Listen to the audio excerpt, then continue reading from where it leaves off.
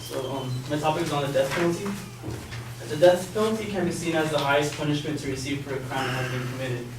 Today there are about 670 inmates on California's death row. My proposition for everyone is that the death penalty should be abolished in the state of California. The use of the death penalty is far more expensive than life in prison. Sentencing someone to death on death row is not as easy as it sounds. It involves a lot of financial factors. According to assessments of costs by Judge Arthur Alarcon and Professor Paula Mitchell, the penalty since 1978 has totaled over $4 billion. From these $4 billion comes $1.94 billion from pretrial and trial costs, $925 million from automatic appeals and state habeas corpus petitions, and $1 billion cost of incarceration, as well as the $775 million federal habeas corpus appeals. Although most inmates have not been sentenced to death in the last 12 years, an additional cost of confining an inmate to death row compared to maximum security prisons to life without parole is $90,000 per year per inmate. With California's death row population of 670, this accounts for $63.3 million annually. Compared to inmates with a death sentence, the cost of a system which imposes a maximum penalty of lifetime incarceration instead of the death penalty will be $11.5 million per year.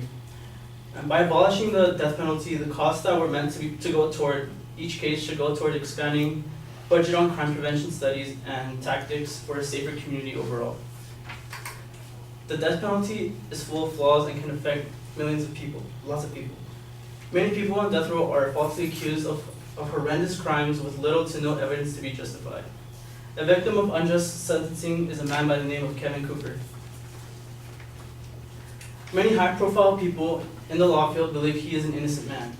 One of those people is Judge William Fletcher, who states that Kevin Cooper is on death row because the San Bernardino Sheriff's Department framed him.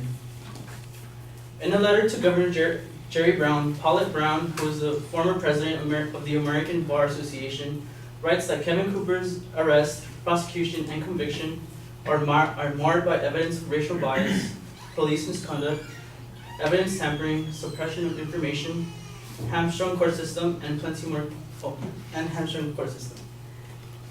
more cases in California are affected by these factors and are made to be unjust.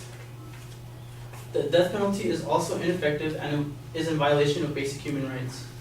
According to the Death Penalty Organization, the use of execution as a punishment has no effect on homicide rates. 78% surveyed state that the death penalty in a state does not lower any murder rate at all. 91 of those respondents said that politicians support the death penalty just to appear tough on crime and to get the popular vote of the people. 75% also say that it distracts the legislators on the state and national level to find a real solution to these problems. The death penalty is also a violation of basic human rights, according to the Amnesty International. The death penalty breaches human rights, in particular the right to life and the right to live from torture or cruel and inhumane or degrading treatment or punishment. These rights are protected by the Universal Declaration of Human Rights. And this declaration, it was adopted by the United Nations in 1948, and the United States is also a main member of the United Nations. California, as well as other states, are in violation of this declaration, and two wrongs do not make a right in sentencing someone to death. Not only is the effectiveness discredited, but it is also a violation to every human. A human's life should never be taken regardless of the crimes one committed, because after one's life has been taken, they can never learn from their mistakes. Thank you.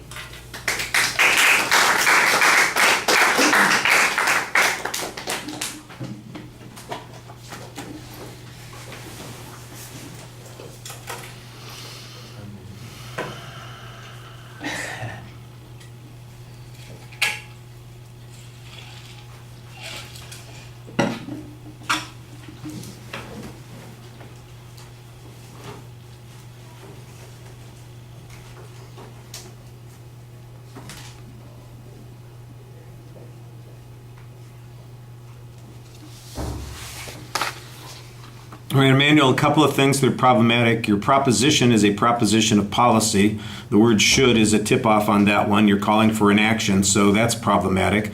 There's no preview of what the supporting structure is going to be, so that makes it a little bit hard to figure out exactly where you're headed.